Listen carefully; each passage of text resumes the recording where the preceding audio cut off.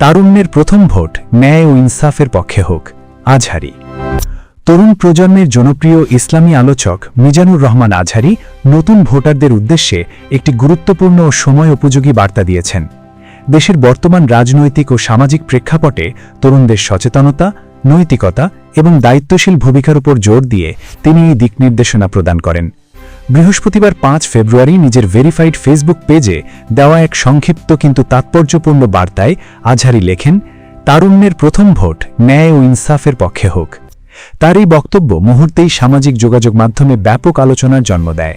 যদিও তিনি কোনো নির্দিষ্ট রাজনৈতিক দল বা ব্যক্তির নাম উল্লেখ করেননি, তবে তার বার্তায় ন্যায়, ইনসাফ ও ন্যায় বিচারের বিষয়টি স্পষ্টভাবে প্রতিফলিত হয়েছে।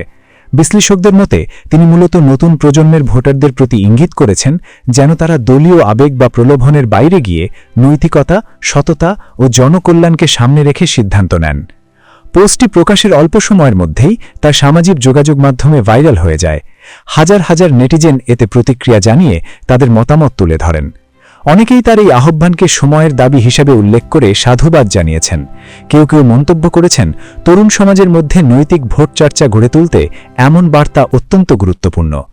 মিজানুর রহমান আজহারী দীর্ঘদিন ধরেই তরুণদের মধ্যে ব্যাপক জনপ্রিয়। তার বক্তৃতা ও লেখালেখিতে নৈতিকতা, মানবিকতা এবং সামাজিক দায়বদ্ধতার বিষয়গুলো বিশেষভাবে গুরুত্ব পায়। তার অনুসারীদের একটি বড় অংশ মনে করছেন, সমসাময়িক বাস্তবতায় তরুণদের সঠিক পথে পরিচালিত করতে এই ধরনের বার্তা অনুপ্রেরণার উৎস হিসেবে কাজ করবে। বিশেষজ্ঞরা বলছেন, দেশ গঠনে তরুণদের ভূমিকা অত্যন্ত গুরুত্বপূর্ণ। একটি দায়িত্বশীল ও সচেতন তরুণ সমাজই পারে আগামীর বাংলাদেশকে ন্যায় ও ইনসাফের ভিত্তিতে এগিয়ে নিতে। আজহারীর এই সংক্ষিপ্ত কিন্তু গভীর বার্তার মধ্য দিয়ে মূলত সেই বাস্তবতাকেই নতুন ভোটারদের সামনে তুলে ধরা হয়েছে।